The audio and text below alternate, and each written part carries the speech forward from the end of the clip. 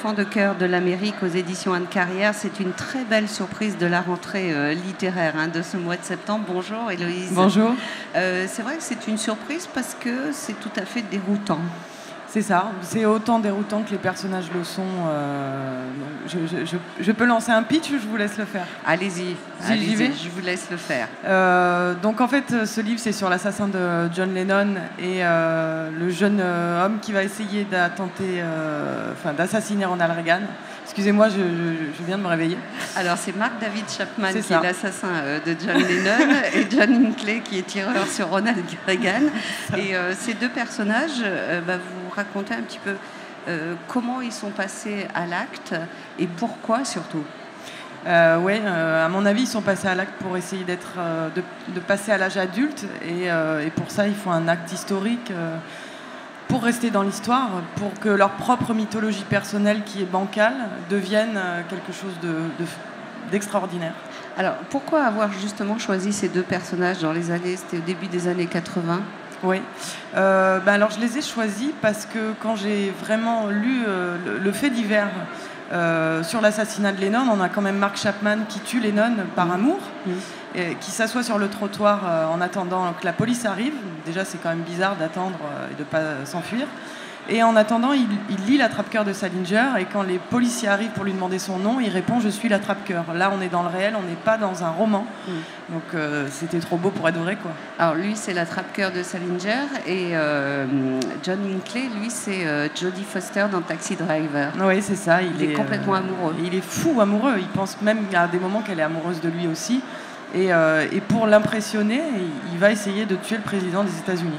Au lieu de lui acheter des fleurs, il trouve ça. Oui, c'est une façon non, de mais faire. On peut y penser, c'est vrai. Et il y a ces deux personnages, mais il y a un autre personnage qui est le cœur de l'Amérique. Oui, j'ai voulu représenter aussi l'Amérique comme un personnage parce que c'est une tragédienne. Elle est juste parfaite pour raconter l'histoire de gamins paumés parce que c'est elle qui les a créés. C'est aussi le pays qui crée ses propres fous. C'est pas que les parents, la société, c'est aussi le pays. Alors, on peut faire un lien, bien sûr, avec tous les assassinats qui existent aux États-Unis, entre autres ces gamins qui vont tirer dans une fac ou dans une école, le port des armes autorisé. Bien sûr. Ouais, non, mais tout ça est aussi une tragédie, quoi. C'est terrible. Alors, qu'est-ce qu'ils ont de commun, ces deux garçons? Ils sont très jeunes. Ils ont donc le même âge, ils viennent du même milieu socio-culturel. Ils sont tous les deux fans de l'attrape-cœur de Salinger, qu'ils ont sur eux quand ils vont tuer Lennon et essayer d'assassiner Reagan. Ce qu'ils ont en commun, c'est l'errance identitaire. C'est des gamins qui savent pas vraiment. C'est d'ailleurs pour ça qu'ils aiment l'attrape-cœur. Ouais. Parce que finalement, l'attrape-cœur ne dit pas aller tuer quelqu'un, ça va être génial. C'est juste l'errance d'un gamin qui est paumé. Et eux, en lisant le livre, se sont dit mais moi aussi je suis un héros américain en fait. Oui. Moi aussi je peux être intéressant. Ce livre est un best-seller. Moi aussi je suis bancal. Et donc c'est cet écho qui se sont fait tous les trois. En tout cas, ça donne envie de relire l'attrape-cœur. Moi, je l'ai fait. Pas mal de gens l'ont lu, du coup. Ah oui, moi aussi, je m'y suis remise dedans parce que je trouvais qu'il y avait. Et vous allez tuer quelqu'un? Non, j'ai pas tué quelqu'un, même par amour. Non. Je pense, j'envoie pas des fleurs non plus. Mais bon, je trouve d'autres manières de dire aux gens que je les aime. En tout cas, ces deux pauvres gosses qui sont oubliés, ils rêvent que d'une chose, être aimés, tout simplement. C'est ça, exactement. Alors, se posent bien sûr les problèmes de l'Amérique. Et puis, il y a quelque chose un petit peu de déroutant et de gênant dans ce livre, c'est que on a envie de les prendre dans nos bras, ces deux enfants-là. C'est vrai. C'est ce que j'ai voulu faire. Forcément, quand on écrit un livre, on est en empathie avec ses propres personnages, même si c'est des salauds finis.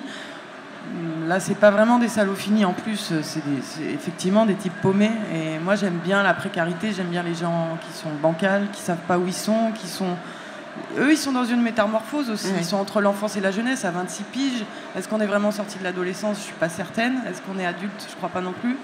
Et il y a ce truc-là aussi. Ils sont entre deux. Est-ce que vous auriez pu écrire un ouvrage comme celui-ci ailleurs que dans l'Amérique? Je crois pas, non. Non. vraiment je crois vraiment un que ça pays, colle ouais. à ces Basques. Héloïse Gay de Bélissène, Les enfants de cœur de l'Amérique, c'est sorti aux éditions Anne Carrière. Il y a vraiment une presse élogieuse. Hein. Ça va, ça alors, se passe bien. je pense que le public aussi, qui est à la foire du livre de Brive, vous en parle de ce livre? Oui, ça va. Oui, ça va. Je n'ai pas trop parlé, enfin... Ouais, oui, ça va. Non, ça va. Je suis superstitieuse. Bon, d'accord. Alors, on n'en parle pas. Des projets? Un nouveau bouquin, j'espère. Ouais, dans 1 an ou 2, on va voir. 2 ans. Toujours un peu dans le même style ou pas? Parce que il y avait le roman de Boda qui avait très bien marché. Ouais. Enfin, c'est pas tout à fait pareil, mais non, il y mais avait c'est quand vrai même que la des petits problématique liens. de l'enfance et de l'errance émotionnelle, identitaire, c'est un truc qui reste et je pense que le prochain sera aussi comme ça. Très bien, continuez sur cette voie. Merci, Longue merci. vie à vous, Héloïse Gay de Bélissène.